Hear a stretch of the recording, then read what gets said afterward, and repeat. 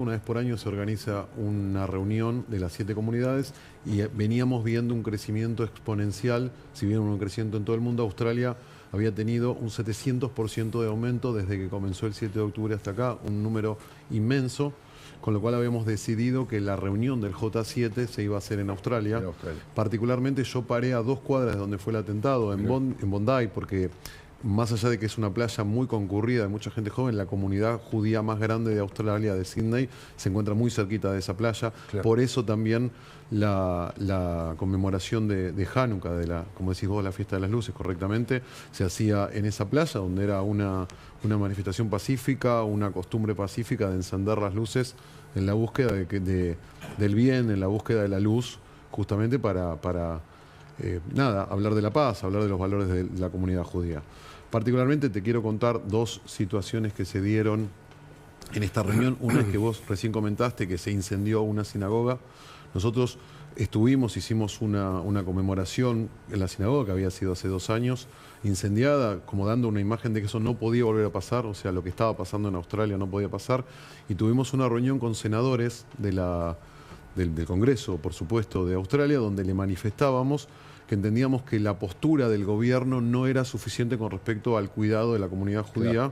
De hecho, en algún momento se hablaba digamos, esta discusión si era una judeofobia o palestinofobia, o sea, conceptos cuasi ridículos, porque ponían en terminología una discusión que yo he tenido con una de las senadoras que le decía, si el gobierno no toma una postura firme a no convalidar el terrorismo, pasan las cosas como pasó en Israel. Y un ejemplo de Argentina. Argentina es un país que el gobierno nacional es firme con respecto a la lucha contra el terrorismo, y Argentina es un país que realmente no tiene los niveles de terrorismo que Australia. Y 5 días después de mi retorno pasa este atentado, con lo cual confirmamos que efectivamente Australia era un caldo de cultivo para que lamentablemente estos casos pasen. Y un dato más, vos recién pasabas a lo que dice Mauro, las declaraciones de Benjamín Netanyahu. Vos sabés que de lo que surge de las investigaciones respecto del padre y el hijo, los 2 terroristas que cometieron el ataque, es que, bueno, habían viajado a Filipinas para tener allí, se presume, cierto tipo de entrenamiento con el extremismo islámico, que había sobre el hijo, el más joven, el de 24 años, que trabajaba como albañil. Que está herido, el que está herido. Ya había habido algún tipo de advertencia en el año, si no me equivoco, 2019, y fíjate que desde el año 2019 hasta acá nada se hizo, ni se hizo un seguimiento. Es más, vos hablaste de la portación de armas que tenía legítima su padre. Ahora, algunas de esas armas se compraron incluso después de la advertencia que ya pesaba sobre el hijo. Es decir, vos fíjate cómo la laxitud o la complicidad, a esta altura no lo sé, han dejado que una persona que era sospechada por tener algún tipo de actividad o de vinculaciones con el extremismo islámico, en el núcleo familiar hubiera la posibilidad de portar y comprar armas, ¿no? Bueno, un poco comparto absolutamente lo que decía Gabriel Ventajal. Vos lo has dicho al revés. O sea, en Argentina hay un menor nivel de antisemitismo, muy bajo, existe por supuesto, pero es muy bajo. Entre otras cosas, son varios los elementos, pero entre otras cosas porque no es fomentado desde el Estado. En cambio, en España y en Australia es fomentado desde el Estado. Esto te lo confirmaba la gente de la comunidad judía en Australia. Sin duda. O sea, había un pedido, de hecho la reunión tenía que ver con un pedido a los gobernantes de que se necesitaba más controles, más cuidados y más soporte. O sea, el tema acá creo que lo fundamental es entender que lo que se está digamos, defendiendo no tiene que ver solo contra la judeofobia o con la comunidad judía, sino que se defienden los valores occidentales, los valores de libertad. Estos no vienen, perdón la expresión, no vienen por nosotros, vienen también por ellos. O sea, hace 2 años fue en Israel y era un problema de Israel. Hoy fue en Australia, hace 31 años fue... ¿Hay un terrorismo informativo a propósito de esto? En todo caso, ¿hay medios en donde el terrorismo tiene vía libre para difundir y mezclar? Yo creo que sí hay una intencionalidad, no solamente del periodismo, sino que hay una intencionalidad. Hace pocas semanas un grupo de diputados juraron del río al mar. Entonces, una de las cuestiones que yo me preguntaba era ¿cómo puede ser que un gobernante que se acerca, a mí me toca... Acá en la Argentina, a mí me toca defender, digamos, me sumo, porque mi trabajo es voluntario, me sumo a la comunidad judía para ayudar a mi comunidad. ¿Cómo puede ser que alguien se acerque para ayudar a una comunidad donde su deseo es la destrucción de un Estado y la muerte de un pueblo? Entonces me parece que hay valores totalmente diversificados y eso la gente que finalmente tal vez encuentra ciertas ideas a cuáles seguir, se terminan confundiendo y romantizan, por ejemplo, el terrorismo. Y acá hay una palabra simple, el terrorismo es muerte. O sea, entonces, ¿quién puede defender una acción que termina en la muerte? O sea, acá es concreto. Nadaya, sacó un comunicado, no quiero dejar pasar, poniendo el foco sobre 2 diputados particularmente, porque en su jura habían tenido estas proclamas antisemitas, ¿no? Absolutamente. Estaba pensando que sos un experto en el tema educativo, de hecho, toda tu carrera. ¿Alcanza solamente con la educación? ¿Qué tipo de educación?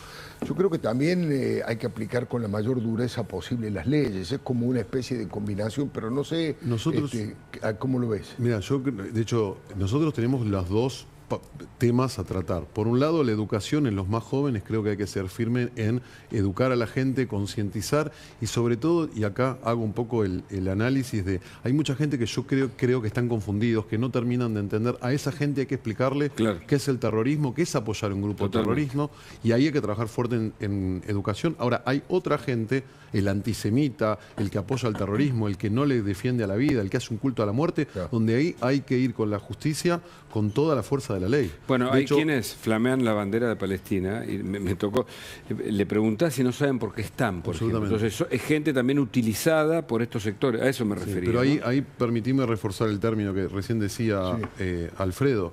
Acá creo que hay que diferenciar. Hay gente que sí tenemos que educarlas y creo que un poco mi trabajo de exposición y acercarme y agradecer el espacio que nos dan es poder clarificar qué quiere decir cuando se dicen expresiones, cuando alguien libremente dice el río del Mar, estás diciendo la destrucción de un Estado, y distinto, y ahí es explicarle lo que está diciendo. Ahora, el antisemita, que realmente por naturaleza busca dañar, coartar la libertad de expresión, coartar las costumbres judías o cualquier credo, no importa que sea el judío, a esa gente hay con toda la fuerza de la ley. Hay que hacer valer la ley y de hecho Argentina por suerte tiene una ley de antidiscriminación donde se utiliza, y es que la DAIA particularmente trabaja fuerte sobre eso y se denuncian los casos que concretamente hay acciones antisemitas. Gonzalo Garcés, vos estás por iniciar un ciclo en la Alianza Francesa, estuve revisando los temas, y uno es el tema de las religiones y Occidente. ¿Se puede vincular esto con lo que estamos hablando, Gonzalo? No solo se puede, Alfredo. La única forma de entender a Occidente es entender las religiones que son su origen. Recién Mauro decía que los ataques antisemitas son ataques contra Occidente. Y no hay verdad más grande, porque vos tomás a cualquier persona, cualquiera de los asesinos que matan judíos por ser judíos, o cualquiera de los bobos útiles que lo festejan en nombre de cualquier causa, tienen una cosa en común: están en contra de Occidente. ¿Qué es Occidente? No es una zona geográfica, está acá Occidente. Occidente es una manera de entender la vida, la sociedad, se basa en básicamente 3 cosas: el Estado de Derecho, la libre discusión de ideas y la idea de progreso. Esos son los 3 pilares de Occidente.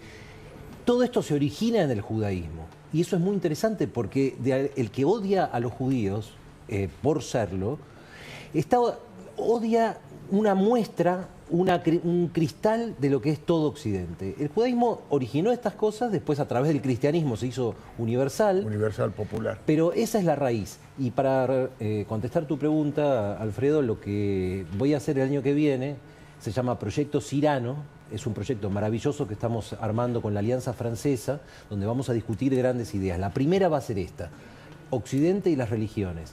Como, por ejemplo, y con esto cierro, el Estado de Derecho tiene un origen que va incluso antes de la democracia griega, que es el día que Moisés recibió las tablas de la ley, y a partir de ese momento se estableció un sistema donde nadie está por encima de la ley. No hay gobernante por encima de la ley. Todos, gobernantes y gobernados, nos atenemos a la misma ley. Ese es el origen de lo que hoy todos nosotros gozamos y disfrutamos, que es la igualdad ante la ley y el Estado de Derecho. Gonzalo, mañana, pese a todo esto, o yo diría por todo esto, ha potenciado una convocatoria que hay para encender las velas de Hanukkah aquí en la ciudad de Buenos Aires. Bueno, se va a hacer en distintas provincias de la Argentina y en 4.000 lugares del mundo se va a encender las luces del Hanukkah y las velas. Y aquí en la Argentina va a ocurrir en la esquina de Avenida Libertador y Austria, ahí hay una gigantesca menorá, dicen que van a ir autoridades, figuras muy importantes, y que va a ser un acto masivo. Vos vas a ser un orador ahí en ese acto también, ¿no es cierto? Correcto. Sí, a ver, yo creo que acá lo más importante es entender que, y esta es una frase que decimos, nosotros seguimos de pie. O sea, lo que el terror busca es justamente que uno no pueda expresar, sino pueda libremente, claro, busca intimidar, libremente poder seguir su credo. Bueno, definitivamente nosotros, mañana, como vos bien decís, Alfredo, se enciende la cuarta vela. Nosotros hacemos un acto que es un acto muy importante en la comunidad, en Avenida Libertador y Austria, donde convoca Jabal como uno de los grupos, pero está toda la comunidad judía acompañando, y va a ser un espacio donde vamos a hacer un repudio firme a la lucha contra el terrorismo, a la lucha contra el antisemitismo y a la lucha contra todo lo que tenga que ver discurso de odio y lo que tenga que ver con luchar contra la vida. O sea, la vida tiene que estar por encima de cualquier situación, no importa el credo o la ideología religiosa. Bueno, hablando del repudio al que hace referencia Mauro, es cierto que apenas conocimos lo que había ocurrido en Australia, el presidente argentino lo hizo público. Ahora, la verdad, el silencio de muchos otros sectores en la Argentina, del arco político, que uno esperaría simplemente, como vos decís, ¿no?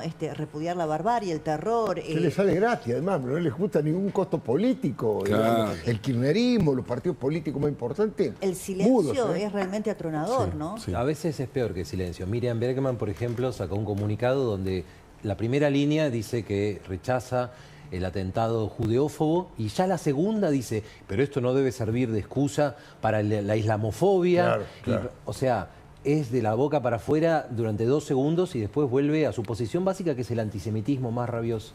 Bueno, es parte de la ultraizquierda antisemita y trotskista, ¿no? Mauro, ha sido un gusto. Muchísimas gracias por haberme invitado y gracias a todos. Buenas Muchas noches. gracias por todo. Gonzalo, contámonos un poco, estaba viendo el segundo tema de este proyecto Cyrano. Democracia, autoritarismo y totalitarismo. Apasionante, apasionante, digamos. ¿Cómo se va a estructurar eso? ¿Cuáles son las bases de discusión? ¿Cómo es? En el proyecto Cyrano la idea es que cada mes yo voy a dictar unas clases, una por semana, sobre...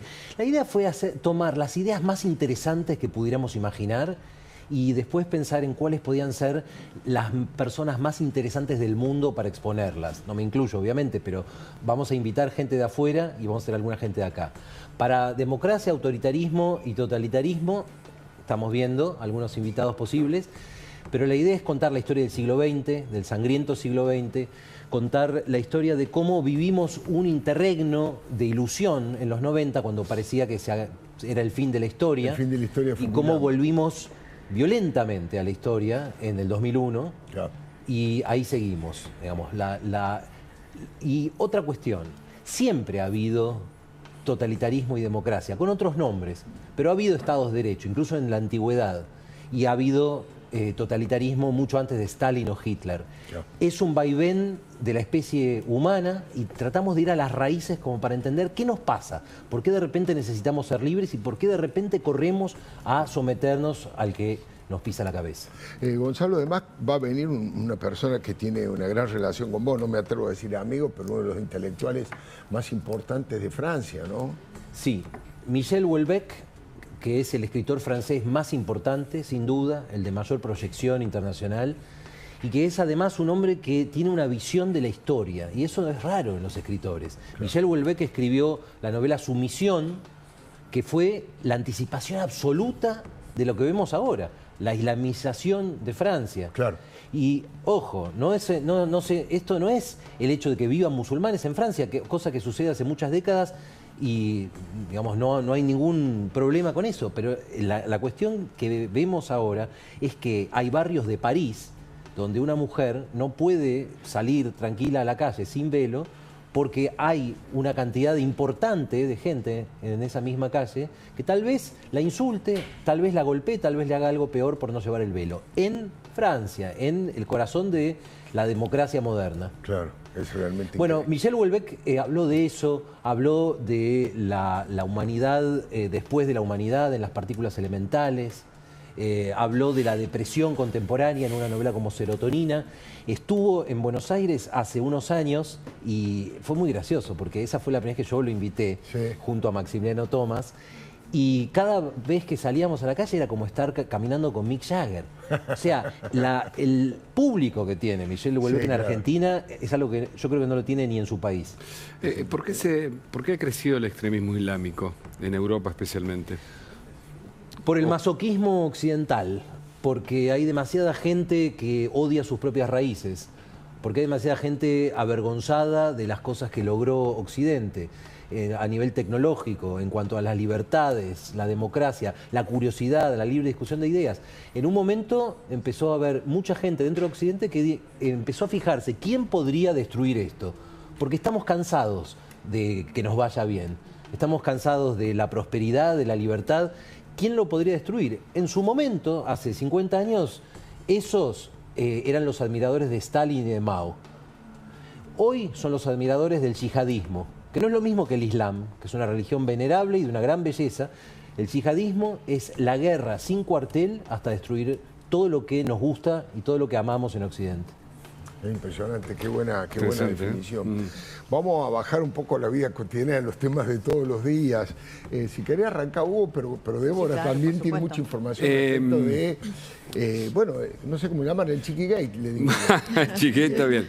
Bueno, hay muchas derivaciones, pero hay una que es bien concreta y que lo explican las fuentes judiciales. La de, digamos, casi que es una isla, la de la Quinta Santa Rosa, ¿no? En Villa Rosa. ¿Por qué es un buen, digamos, lugar para ver si efectivamente allí